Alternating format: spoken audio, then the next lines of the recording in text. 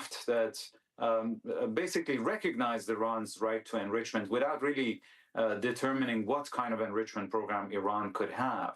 And then the parties reached an interim agreement that put more time on the clock in order to then spend another 2 years to negotiate a detailed agreement.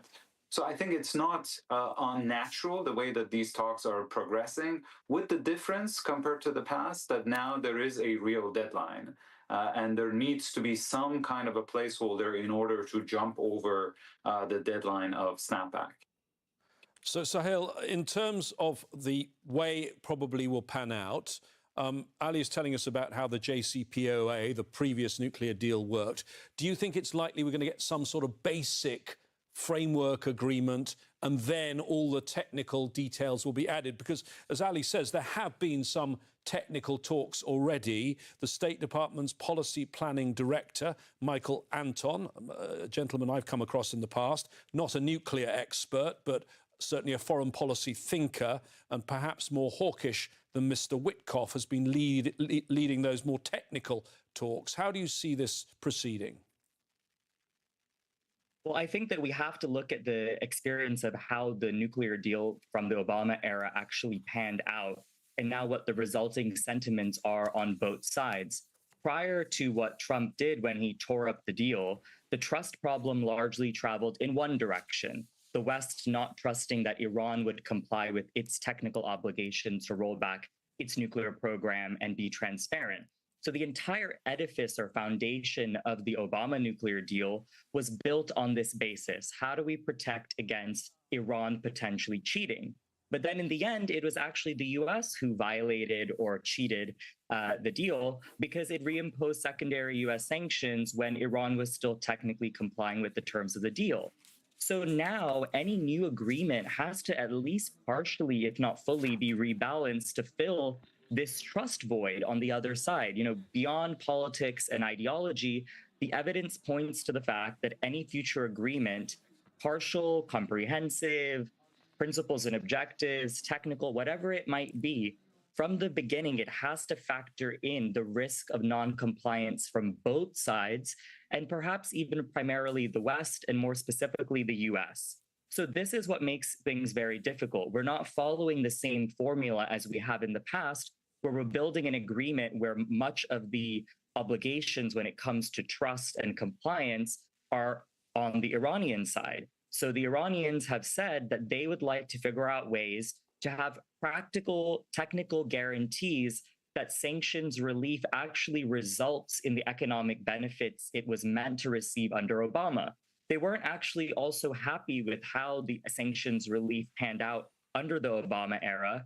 And then obviously we know that President Biden kept Trump's maximum pressure sanctions in place, and that after lengthy negotiations, despite having really, in my opinion, strong roadmaps on the table, things fell apart at the, towards the end of those negotiations. And now we are where we are with President Trump. So I think that overcoming this trust deficit is what the hardest part is, because in order to have something sustainable for the long term, there's going to have to be a much more balanced compromise made this time around, in my opinion. I don't think, for example, that Iran is going to agree to something like the snapback mechanism, because this is something that they will say has been now abused, and they didn't have any other opportunity on their side to have any sort of arbitration or recourse when the US violated its terms of the deal. So things are different this time, and the trust deficit is the biggest hurdle that we need to overcome. Hassan, in the latest White House statement, when they said that they confirmed that they'd made this new proposal, the White House press secretary said President Trump has made it clear that Iran can never have a nuclear bomb.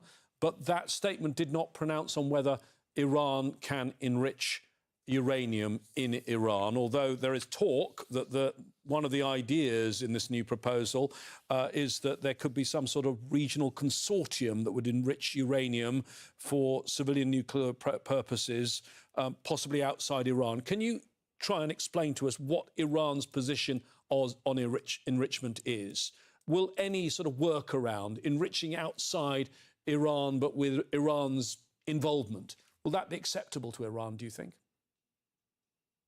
I think that's a non-starter for the Iranians, exactly for what Sahel just described. There is no trust in the United States and its allies moving forward. So the Iranians, having mastered this fuel cycle on their soil, would not give up their right to enrich, which is, as I said, it's a right that the Iranians have hardly and with immense effort have gained.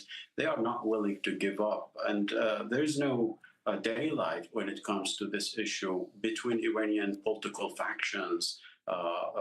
The current administration, the supreme leader. When it comes to Iran not building a bomb, I think the supreme leader is on the same page with President Trump. He doesn't want a bomb, as his fatwa suggests. But when it comes to the details, whether or not Iran can have enrichment, on the Iranian side, there is no daylight, as I said. The Iranians could entertain ideas about the level of enrichment, about basically maybe a temporary halt for trust building, purposes. But stopping enrichment on Iranian soil, that's a hard sell in Iran. I haven't seen any serious strategists in Iran entertaining the idea or talking about it. There's no discussion about it.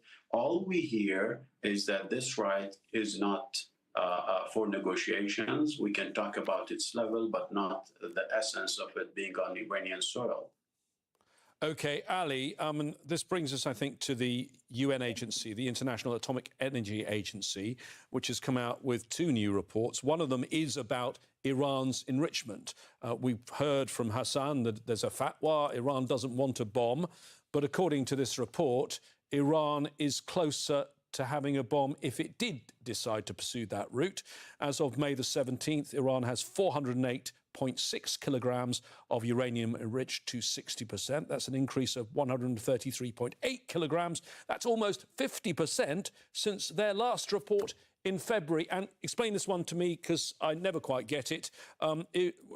Uranium enriched to 60% can very quickly be turned to 90%. That last 30% is a very quick technical jump. Is that right? That is absolutely right. In fact, enrichment is not linear. The hardest part is to do from raw uranium to 5%. Then it's easier from 5% to 20%. Then it becomes easier from 20 to 60.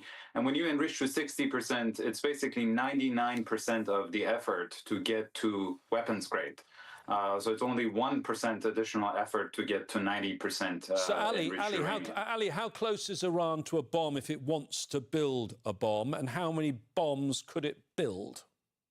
So it would basically take less than a week for Iran to enrich enough uranium for a single nuclear weapon, and it would probably take less than a month for Iran to enrich enough for an arsenal worth of nuclear weapons, so 5 to 6 nuclear weapons. And then in the following month, it can add that and basically make it about 10 nuclear weapons worth of fissile material. That's not a bomb. They still have to manufacture that into a weapon.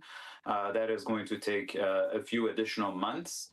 We don't know exactly how long that would be, but it would be something in the neighborhood of 4 months to 18 months. The problem is when Iran reaches that stage, that it decides that it wants to weaponize, it can do it in secret, in clandestine facilities, outside of the oversight of the IAEA. But let me just say, James, that I don't think the Iranians are doing this in order to actually dash towards nuclear weapons. That could happen in the aftermath of a preemptive strike on their nuclear facilities by the US or Israel, which basically proves to them that they need to have the ultimate deterrent. But I think this race that you're seeing on the enrichment side, on the Iranian side, and on the US side with sanctions, this race of sanctions against enrichment, it is to gain more leverage. The US almost on a weekly basis is designating new Iranian entities under sanctions, and therefore the Iranians also believe that they need to double down on accumulating leverage. Rather like in a war, when you come close to a ceasefire, both sides try and gain as much ground as the ceasefire approaches, I assume, Sahil. Follow up on the sanctions point, if you can, for me, because as you've explained to us, one side of the deal is restricting Iran and stopping it getting a nuclear weapon. In return, Iran no longer an international pariah and sanctions would be lifted. How bad is the situation in Iran right now economically, and how much of that is about sanctions? Sure. Let me just quickly, briefly build on Ali's point about this 1 week breakout. So breakout to a nuclear weapon, it can either be secret or it can be fast, but it can't be both, right? So breakout really is using all the material, all the equipment, all the facilities and people that you have available to you as a country to rush to that fastest point of having one nuclear bomb's worth of material. We know that that doesn't also include the time it would take to actually produce a nuclear weapon, to test it, and then to credibly deploy it. So basically, the idea would be that you would take everything that you have and you'd rush towards that bomb's worth of material, in this case, highly enriched uranium, as you've discussed. But if you're going to do that, then you have to use all the facilities, people, material that you have at your disposal. And a lot of that is still under IAEA inspection, verification, and monitoring. So you can't do it in thank you for that, Sahel. That's useful information. I'm going to ask the question now about the economic crisis then to Hassan. He's there in Tehran. How bad are things? I believe you have daily power cuts. They've moved work and school hours. Kids have to go to school at 6 a.m. because there are power cuts. There are water shortages. Your country has a budget deficit, rampant inflation, and the currency's collapsed. How bad is it? Well, you've described much of what is happening in Iran. Part of it, of course, is because of sanctions. Part of it is because of lack of investment in infrastructure that the country needs.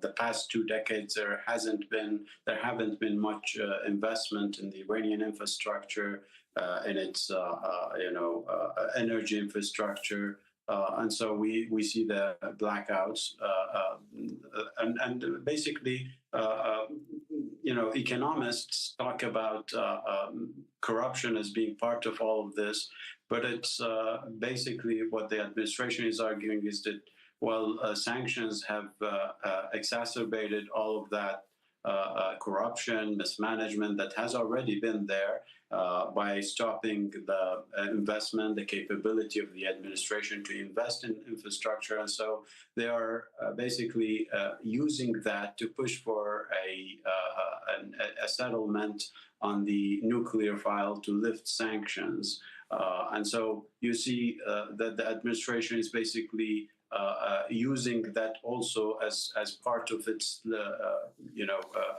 leverage or part of its selling story for its engagement with the United States. I think. Okay. Let me bring in Ali now, because there's another element to all of this that we haven't mentioned, and that's the hawks, and that's Israel.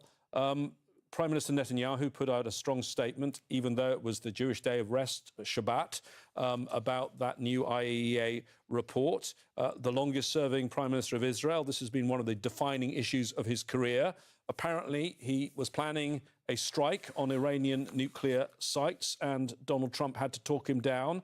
Do you think there's still a prospect that Iran will go it alone and try and quite literally blow all of this up? I really doubt that Prime Minister Netanyahu would cross President Trump as long as the diplomatic option is not exhausted, and if the United States reaches some kind of an agreement with Iran, even if it's a very broad political agreement and not a detailed one. But if the diplomatic process is exhausted and doesn't result in a deal, if we see snapback of UN sanctions, which could result in Iran withdrawing from the Non-Proliferation Treaty and kicking out the IAEA inspectors, in those scenarios, then yes, I can see Israel taking military action against Iran's nuclear facilities. It would not be able to destroy them, it will be able to damage them. And it very likely would cause a retaliatory act by Iran that would then suck the United States into yet another conflict in the Middle East. Thank you very much, Ali, and thank you to all of our guests today, Hassan Ahmadian, Ali Vaez and Sahil Shah. This is a complex subject. I hope we've made it a little bit clearer, but remember, if you want to learn more, you'll find explanation, analysis and context on our website, aljazeera.com. Where should we shine the Inside Story spotlight next time? Let us know on our Facebook page. That's facebook.com/AJ Inside Story. Or open up what was Twitter and is now called X, where we are at AJ Inside Story. Stay safe and well until I see you again. From me, James Bays, and the entire team here. Bye-bye for now.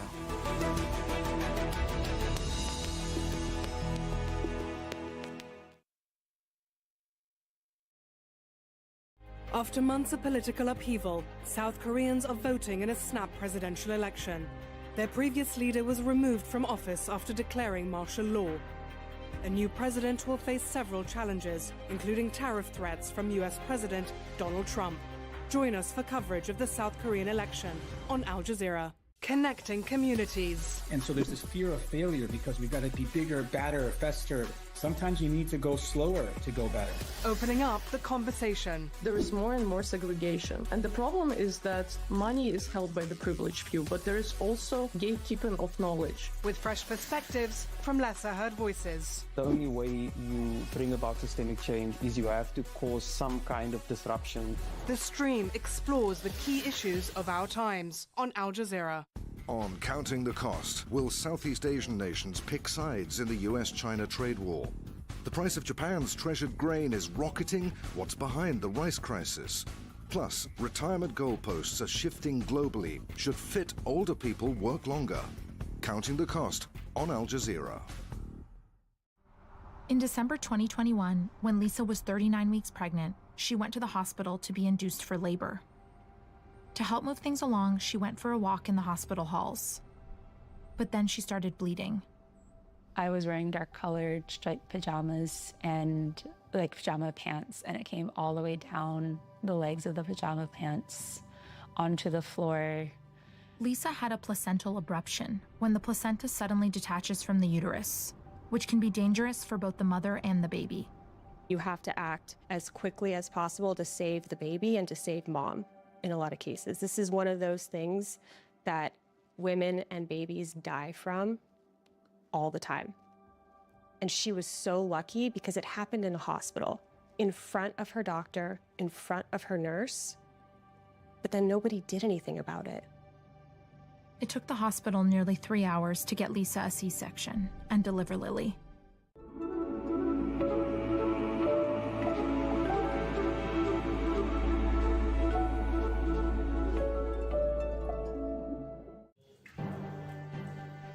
Conservative candidate Karol Nawrocki is declared the winner of Poland's presidential runoff with 50.9% of the vote.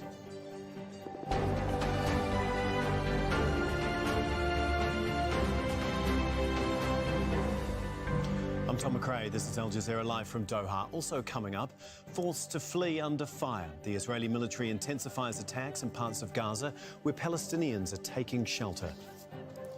Ukraine targets several Russian air bases hours before the two sides are set to meet to discuss a ceasefire. And working as temperatures soar to nearly 50 degrees Celsius, the heat wave threatening livelihoods in parts of Pakistan.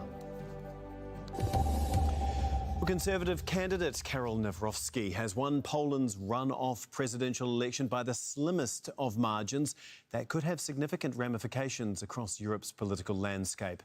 Nawrocki won 50.9% of the vote, beating his Liberal rival and Mayor of Warsaw, Rafał Trzaskowski, who secured 49.1%.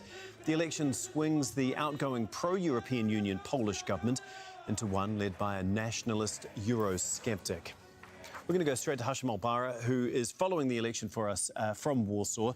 Hashim, obviously this is an incredibly tight race. What's been the reaction so far, and have we heard from either man yet?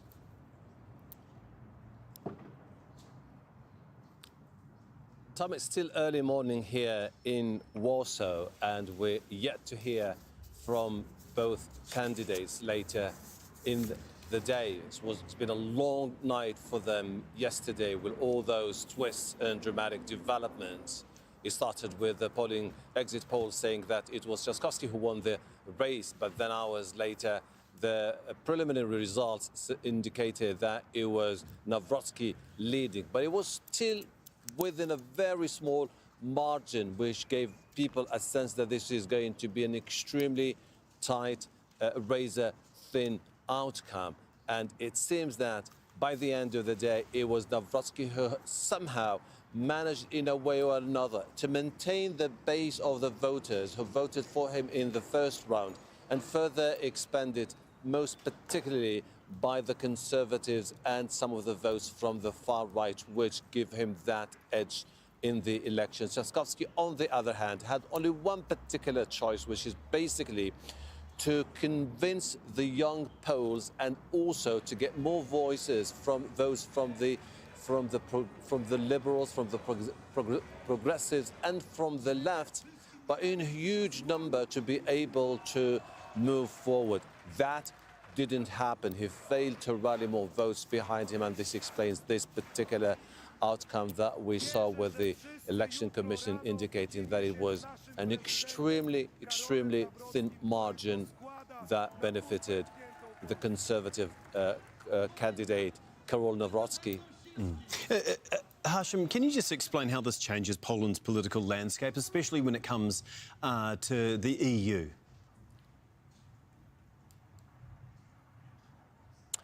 Well, this is a major setback for the EU.